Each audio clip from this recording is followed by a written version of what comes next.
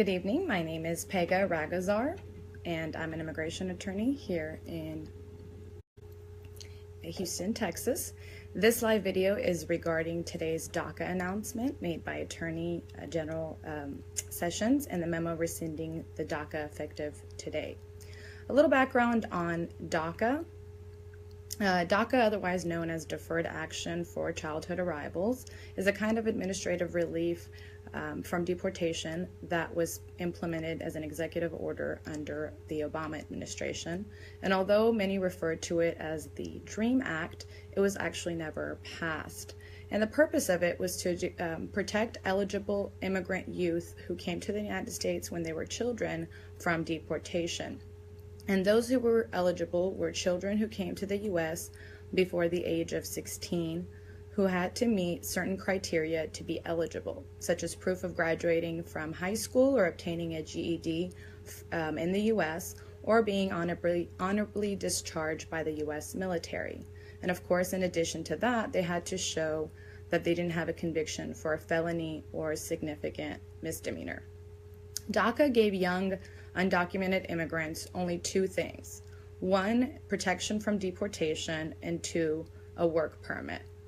The work permits were given in 2-year increments and were subject to renewal, and they still had to meet, of course, those eligibilities. And these individuals were then able to obtain a driver's license, a social security number, and have permission to work and pay taxes.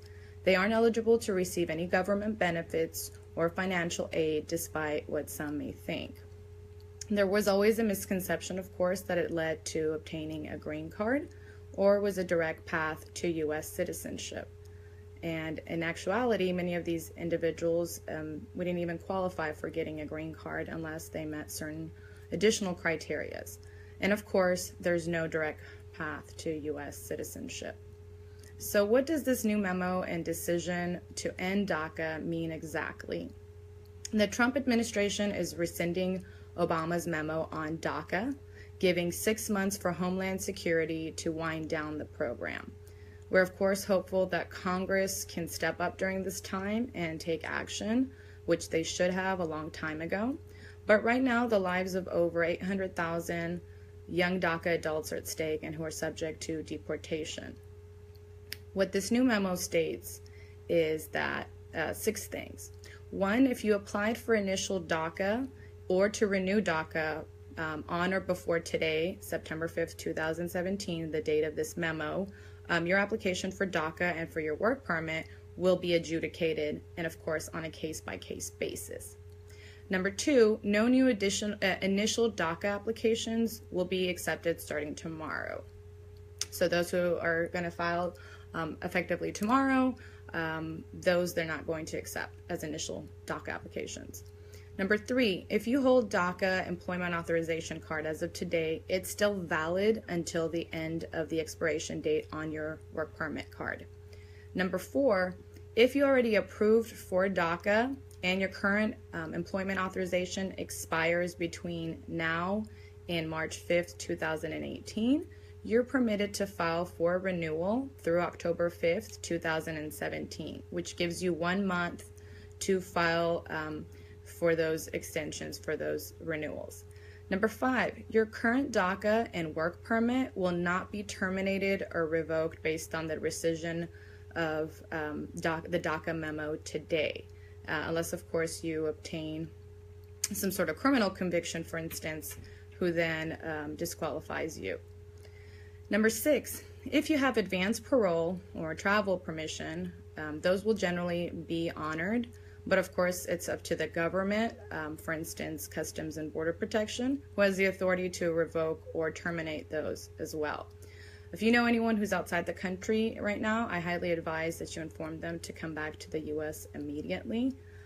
Those who did have a pending application for advanced parole for that travel permission, those are going to be administratively closed and filing fees will be refunded, and they're not accepting any new applications for travel documents.